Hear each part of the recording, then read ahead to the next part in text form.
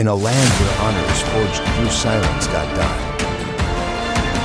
power is born from discipline, one warrior stands between peace,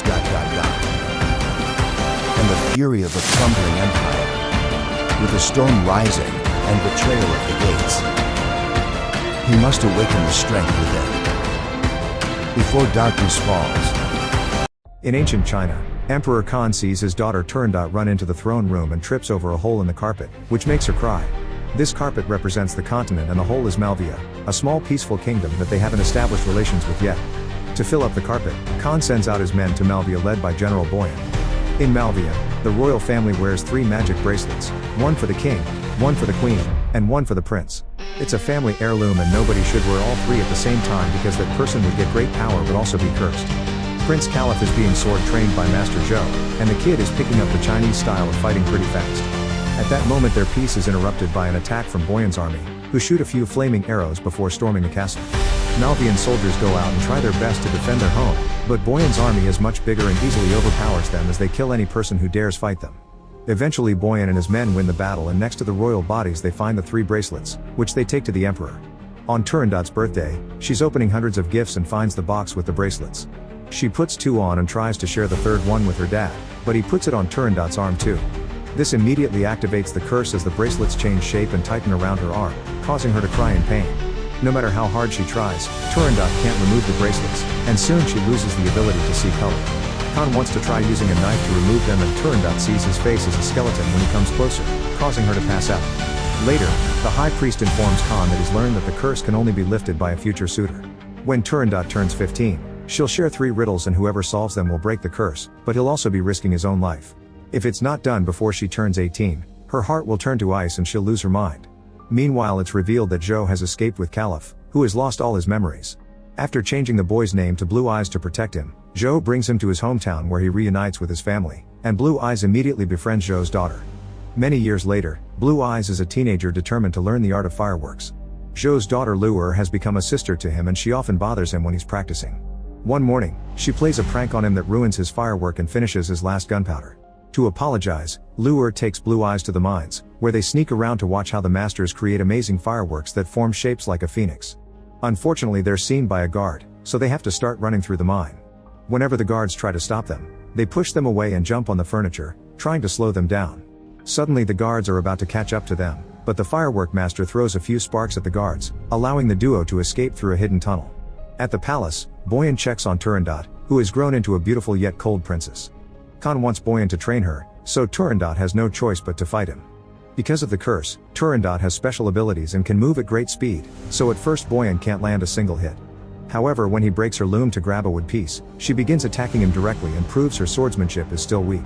Offended by his criticisms, Turandot runs outside at super speed and waits for Boyan to cut his cheek, so he changes the wood for his actual sword. By looking at the reflection on the metal, Boyan manages to grab Turandot, quickly disarming her. At that moment, Blue Eyes and Luer come out of the tunnel, which takes them to the palace garden. Seeing Boyan grabbing Turandot, Blue Eyes misunderstands the situation and comes in the prince's defense using her sword. Thanks to his master's teachings, Blue Eyes offers a very good fight, and Boyan recognizes it as Zhou's style. Both men continue to exchange hits and Boyan's experience comes through when he finally overpowers Blue Eyes, but when he's about to stab him, Luer tries to stop him with her whip. Boyan easily pushes it away and brings down his sword, but Turandot inserts her arm and the sword breaks against the bracelets. Then a bunch of guards appear to arrest the intruders, but Turandot says they're with her and announces Turandot will train her from now on. Soon the 2 teens begin training with their swords together every day and a bond between them grows. Turandot is very impressed by Blue Eyes because he can keep up with her regardless of her curse. One afternoon while they're jumping around the palace ground to train, Blue Eyes accidentally touches the bracelets and is shocked to see flashbacks from his homeland's invasion, although he doesn't know what they mean. In the meantime, Boyan asks the high priest to make him incredibly powerful.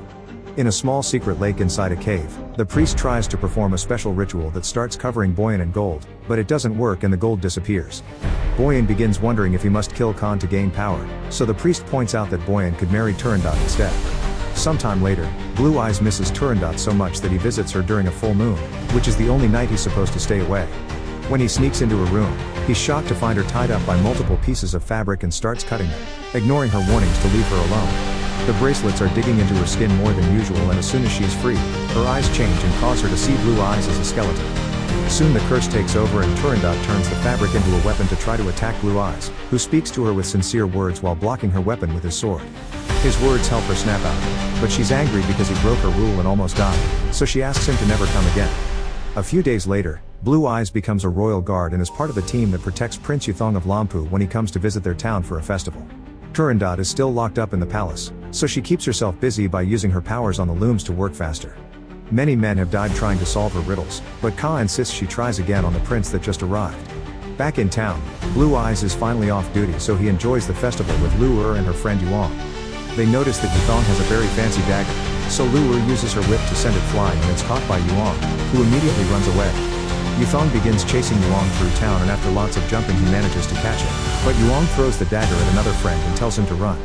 Meanwhile the prince's bodyguard attacks Lu, but he's too slow and she easily dodges all his moves as she jumps around with her whip.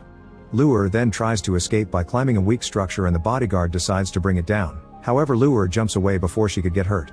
At that moment Yuthong appears as he tries to chase the other guy, but before the structure hits him, Blue Eyes saves him just in time. Afterward Blue Eyes makes Lu return everything she stole and shows Yuthong around the festival. He also takes him into the mines, where he makes a small tree firework to bless the prince. Yuthong then shares he's come to solve the riddles and his brother died trying. He can tell that Blue Eyes loves the princess, so Yuthong announces he's now his sworn brother. The next day, Yuthong visits Turandot pretending he's here for the riddles, however he takes out a dagger and tries to kill her for what happened to his brother. Turandot moves fast and catches the dagger when he throws it at her, then she commands her threads to knock down the bodyguard and capture Yuthong, reminding him that his brother had accepted the contract. Later during a public ceremony, Khan announces he'll forgive Yuthong if he's capable of answering the riddles.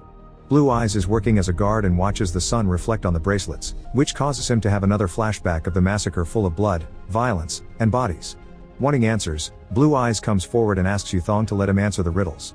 Khan wants to know why he's doing this, so Blue Eyes lies and says that as Yuthong's sword brother, it's his duty.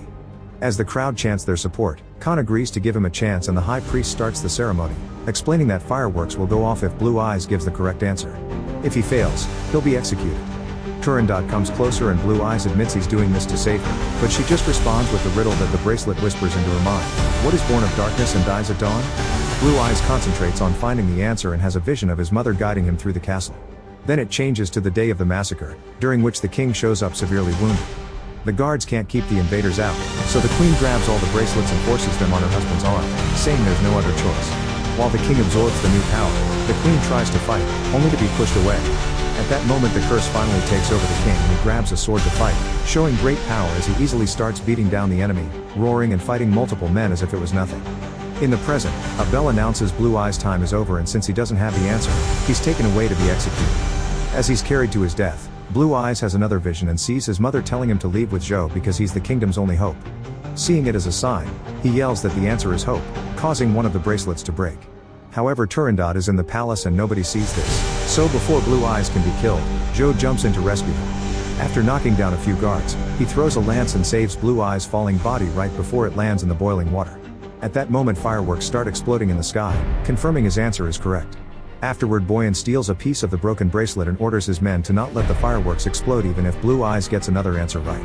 The next day under the rain, Turandot shares the second riddle. Women are beautiful for it, men are unsettled for it, yet they die together when it turns into unbreakable ice. Blue Eyes concentrates and another vision shows him that his father sees everyone as skeletons, causing him to lose control to the point he kills his own men. Zhou takes little Caliph away and the queen jumps in to protect them, only to end up killed by the king. Once again, time runs out and Blue Eyes doesn't have an answer. He's tied up to a pole and his punishment is 1,000 cuts, so while the executioner starts hurting him, the pain causes Blue Eyes to have another vision. The queen's death makes the king to snap out of it and the combo of grief and guilt causes him to break his sword and self-delete. In the present, Blue Eyes announces that the answer is blood, and another bracelet quickly breaks at the palace. The servants try to shoot a firework with an arrow, but the rain only makes it fall in a puddle. To make matters worse, Boyan's men show up to stop them from trying again. While a fight ensues in the palace, it's announced in the ceremony that Blue Eyes will be executed. Zhou suddenly yells that the rain may be interrupting the fireworks, so Boyan decides to fight him as he reveals their brothers. Yuthong, his bodyguard, Lu and her friends proceed to fight the guards so Zhou can confront Boyan, using special tricks of his sword to get the upper hand. Lu tries to reach Blue Eyes, but there are too many guards and she's pushed off the platform. Zhou ignores Boyan and decides to join the fight against the soldiers to save Blue Eyes, however Lu is captured and everyone is forced to stop. At the palace, Turandot uses her magic to kill all the soldiers, quickly saving the servants before finding the arrow. At that moment, Blue Eyes insults Boyan, who throws his sword in retaliation, but the sword is stopped by magic. Turandot flies down on the platform and announces Blue Eyes gave the right answer, so he's freed. That night, Blue Eyes tells Zhou he finally remembers everything, so he agrees to leave the kingdom that killed his people. The next day, Blue Eyes and Luer are ready on their horses, but Zhou is late. Suddenly they're surrounded by Boyan's men, who start chasing them through an open field. Eventually Blue Eyes decides to fight, but as soon as the battle starts, Boyan's men are stopped by Turandot, who disarms all the soldiers and scares them away. Then Blue Eyes tries to escape too, but Turandot blocks his way and causes him to fall. Her servants capture Luer and surround Blue Eyes with their horses, hitting him a few times to make their point. When Turandot demands an explanation, Blue Eyes admits he regrets accepting the riddle contract and challenges her to a fight.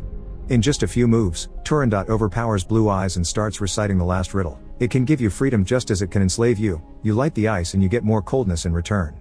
As Blue Eyes takes the chance to escape her grasp, Turandot begs for help, but he refuses to do it and steps forward, causing her sword to stab him in the chest.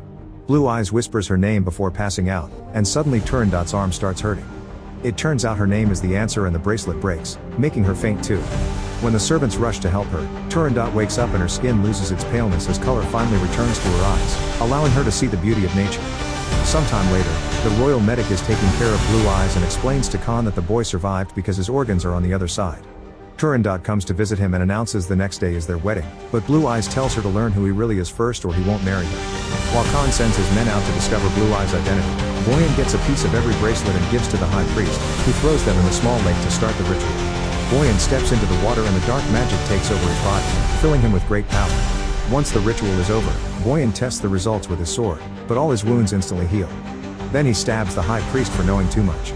In the evening, Blue Eyes is getting drunk at a restaurant because he hates the fact he loves the daughter of the enemy.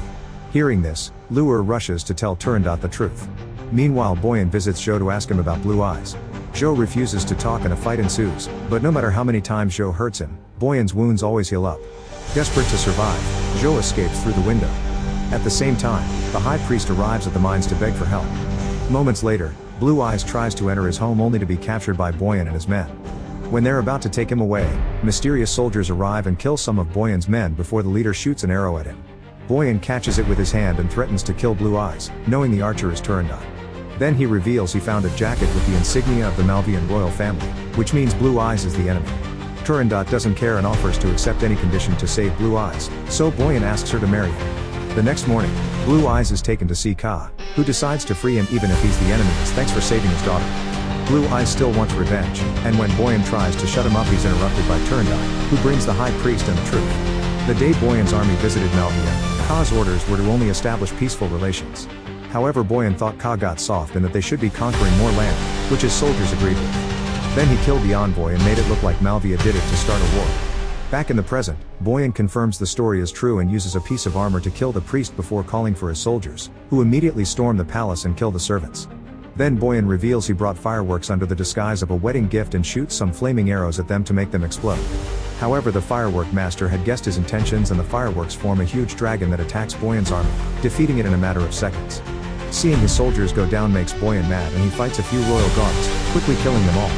Then he challenges Ka for the throne and the emperor accepts, thinking he can defeat him by using a sword made from a meteor. However, as he starts hitting Boyan, Ka is shocked to see the sword breaking little by little. A smug Boyan pushes him away and the rest of Ka's people attack him, going after the remaining soldiers as well. A brutal battle takes over the throne room as people show off all their skills with a variety of weapons, like Liu Yar's whip and the strength of Yuthong's bodyguard. Blue Eyes and Zhou fight Boyan together, but their weapons are useless.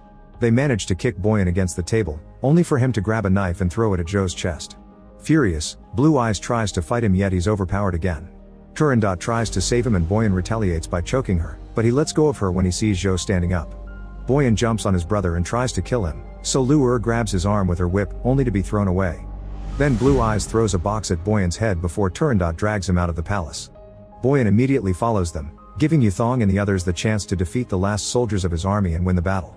By using the secret tunnel, Blue Eyes and Turandot arrive at the mines and shoot fireworks at Boyan, but nothing can hurt him. He starts destroying the place and Blue Eyes pushes Turandot down before she can get hurt. Then he lights up bigger fireworks, which destroy Boyan's armor and burn his skin yet he always recovers. Eventually the fireworks bring down a statue that falls on top of Boyan, bringing him down. Thinking it's over, the teens are about to share a kiss, but suddenly Boyan comes out of the debris. Blue Eyes rushes to attack him and Boyan breaks his sword, pushing him back. Then Turandot tries attacking him too, and when Boyan hits her, she spits blood on his shoulder and notices it's hurting his skin for real. As she flies back, she throws her blood-covered sword at Blue Eyes, who catches it as he slides to stab Boyan. Thanks to the blood, this time the sword goes through and shocks Boyan, who immediately burns down. Afterward, Blue Eyes rushes to Turandot's side, who finally calls him Caliph and tells him where to find the secret of the fireworks before she dies in his arms. The next day, Caliph begins traveling back to Malvia. He stops at various cities on the way and always lights up huge beautiful fireworks to bless the locals. When he finally returns home to rebuild his kingdom, Caliph becomes king and celebrates with more fireworks. At his side, he sees Turandot's ghost, who lights up a firework too before disappearing.